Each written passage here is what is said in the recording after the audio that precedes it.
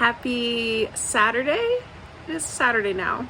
My husband should be getting off his night shift soon, so I'm thinking of just staying up. And as I'm here, I was thinking of sharing some things about, I guess, our journey that have been very close to my heart, and maybe someone out there might be able to either relate to or glean something from. So the topic I want to talk about tonight, which may actually end up being a multi-part series, is the concept of openness to life and how that has developed for us. So we are both at this point Catholics. We were not both Catholics when we got married, but we are now. And one of the primary pillars of a Catholic marriage is an openness to life. That most typically means biological children, but not all Catholics are fertile. Some people come into marriage unable to have children for whatever reason. So there are other ways that a Catholic couple can be open to life. For us, it's been a very complex journey to embracing this tenet of Catholic marriage. And it's going to be probably a pretty long journey that I would like to share bits and pieces of, not everything, but so for me, when I was young, it seemed like a rather natural thing to embrace for me. I didn't really want to put hormones in my body and take birth control. I didn't like using condoms. I didn't have a disdain for pregnancy or birth or babies or any of that. When I was first starting out and had my first babies, that was kind of my mentality. However, my marriage was a very, very toxic one. And we absolutely had to go our separate ways. And that, seeing that fall apart in that way made me so bitter, because I was young. I was trying to be idealistic. I was willing to do whatever I had to make my marriage work, and it just wasn't possible. There were things beyond my control, and that kind of made me want to run to the opposite extreme. And I, as a protective measure, started to buy into the idea that having children is a mistake, or it was the thing that was holding me back, or that, it was absolutely imperative that women have the right to have abortions if needed, or have access to birth control, because look how my life was thrown off course because I got married and didn't use birth control, and I had children so young. I really threw myself into that, trying to, I think, make peace in a way, in a non-functional way, but I was attempting to make peace with my my experience having gone so wrong. And so I still didn't want to put hormones in my body. That wasn't something that I did, but I did have an IUD, a copper one, for periods in my 20s. Not continuously. My body didn't really take to it well, but it was something that I used. I was educated in fertility awareness and natural family planning, but after my marriage had ended, I went full on into the secular modern ideology. In every way. I even convinced myself I never wanted to have more kids. I never wanted to get married again. I just there was this bitter edge about it all. And that was firmly in place when I met my husband. When I met my husband, I'd been reading about Catholic doctrine and had gone to a Catholic college, but I was not practicing. I had only been baptized. I hadn't received other sacraments, and I was still very much caught up in this secular modern ideology. So that's kind of where I was when I met my husband, and I had no intention of getting married again. I was initially I was a little, I would say a lot bitter about all of it. I also didn't want to have more children. So it played out as a very complicated issue for us. So my husband himself had initially felt that he did not want children either, and he thought it was great that I didn't want more children. And then as things got serious, he came to me and posed the question. He didn't have his own children. If he decided that he did want children, is that something I would be open to? It was important for him to know that I would be willing to do that with him, since I did it with someone else, if that was something that he decided he wanted. And in that moment, when that question was asked, I kind of froze, because I had very thoroughly convinced myself that was something I was never going to be open to again. But then the moment he said it, I realized I would, and I would want to, and that what I really wanted was to be able to do that again, but under better circumstances, with someone that could actually take care of us and who could provide a safe place for us. Then he kind of chickened out, I guess, or it was more of just like a thought experiment maybe, because he went right back to not wanting to have kids. So anyway, I had an IUD in place, and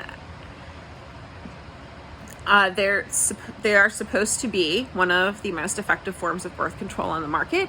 Some studies even show them statistically to be more effective in preventing a live birth than even sterilization.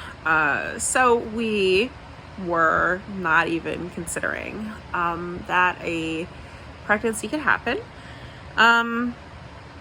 But in February of 2017, it did.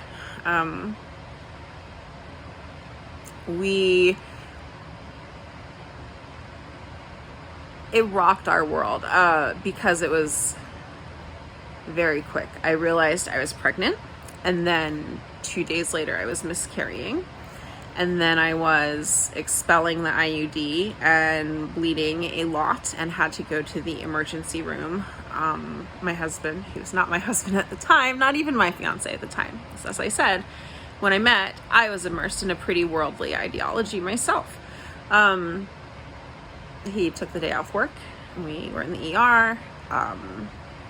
It was a very stressful, traumatizing, kind of humiliating experience. And it was very hard on both of us. From there, we went in very different directions, I think, in our hearts in processing what happened, because for me, the answer seemed clear. I had attempted to take control and tell God when I was going to have a child or that I wasn't going to have a child, and the end result was a miscarriage and an expelled IUD and a traumatic experience. Sure, I did not have a live baby, so one might say that the birth control worked, but it was horrible to go through. It was horrible to live through. And so I was put on bed rest by my midwife. My then boyfriend urged me to take time off work to be on bed rest and recover from what had happened, and then paid me for the time off, because I didn't have paid time off in the position I was in.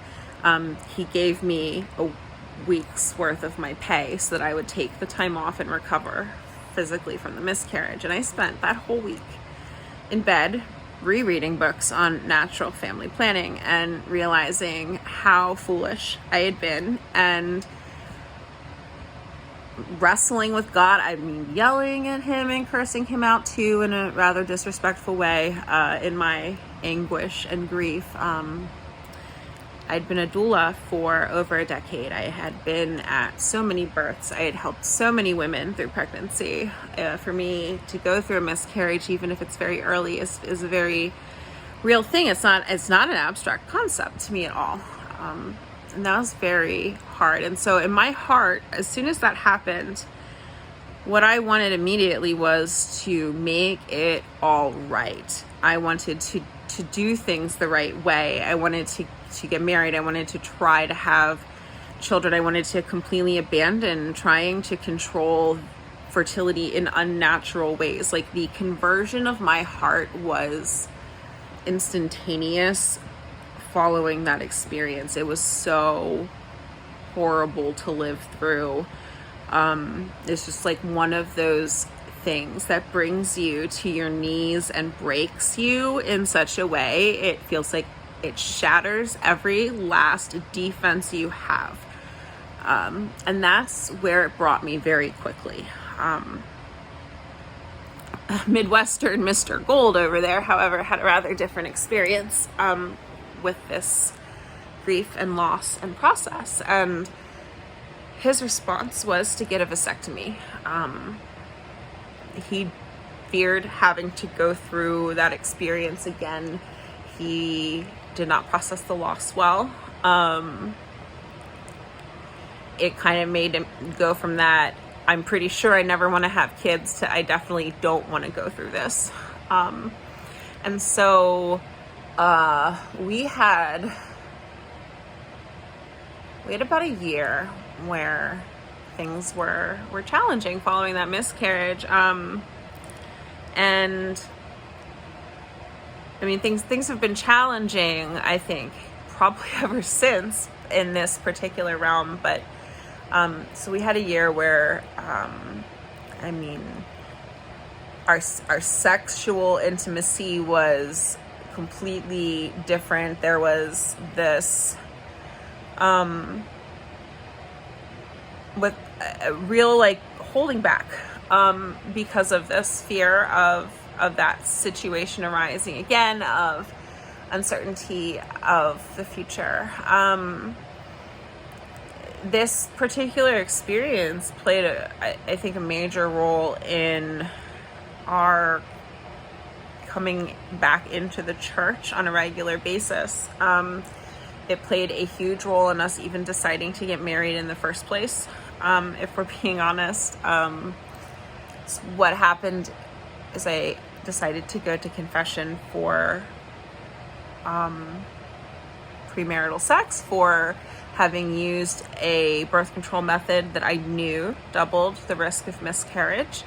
I think a lot of women can fairly argue ignorance on that one, but I do not have that liberty as someone who worked in reproductive health for so long. And it was a hard confession. Confession is often very nurturing and loving and tender. That's generally been my experience with it. But that was a hard one. It was like I was riding that line. That's you're not quite having an abortion, but you're knowingly using an abortificant, and then your child dies. There's a pretty strong moral culpability there, that the Catholic faith has some strong feelings about. And the priest was loving. He gave me a beautiful baby blue rosary, like you would give someone at a baptism. I think it's the only gift that I was ever given for that baby. He gave me green scapulars for everyone in my family, which is supposed to aid in prayers for conversion. But he also gave me some very harsh advice, which was that I either needed to break things off with my boyfriend or we needed to get married. And he also needed to come to church with me every week because I was a daughter of the church and I needed to be with a man who wouldn't impede my practice of my faith. And I was almost hysterical. I didn't want to break up with him because I loved him, but he was an atheist. The idea that he would go to church with me every Sunday was quite laughable, and essentially being told to present an ultimatum about getting married is just doesn't seem like appropriate. So I was just like, oh my gosh, wow, okay, this relationship is ending tonight because no person is going to get this information and reasonably be like, okay, sure, like, and certainly not the person I was dating. The crazy thing is, when I delivered this news to him about this confession, fully expecting that we were going to no longer be boyfriend and girlfriend, his response was just a very solemn, okay, well, I guess we're getting married and we're going to church. And I was just like, I'm sorry, what? Because it was the most unexpected response. He later told me that he'd actually already told his family that he had wanted to marry me and was considering asking me. But he was afraid. He wasn't, there's like this, what if it's the wrong choice? He said he was waiting for a sign. And then I came back from this confession with this very extreme advice, and he said that he just knew in the moment that was the sign that he had been asking for. And so it was very clear to him, very straightforward, that obviously we were supposed to be getting married.